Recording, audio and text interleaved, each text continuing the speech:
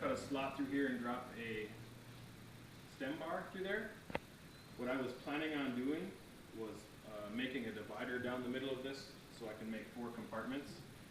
So the divider would be a 3/16 plate that would be about 12 to 15 inches above this, and it would run on edge all the way up here. Then off of that would be some more dividers, 3/16 plate, so I could make 4 compartments. One would be a live well over there, and then this 3/16 plate would be on a dividing wall, some more storage over here, and then ultimately a big wide storage box up front.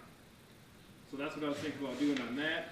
I think that would be sufficient, but I'm definitely not a seasoned boat builder like Riker is. Another thing I want to talk about is this seam right here. I got my daughter helping with the video today. So where I'm going to weld this, what I'm thinking about doing is running those welds, or those tacks flush, getting everything squared up where it needs to be, and running a 3/16 plate on edge all the way down to this stringer. That would also be the stop for my my rod locker or my shelf that I'm going to put in there. So then I would do a fillet weld on both sides of that, and then on the outside of the boat I would back chip that or back grind that and weld that in. I don't know if that's a good idea or not, but if you could let me know, that'd be sweet. Anything else I'm missing, Jocelyn?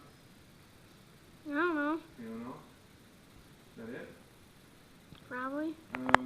I got my transom plate being formed up at Discount Steel for the back of the boat. That'll be ready on Tuesday. And yeah, go ahead and turn it off. Pause. Yeah.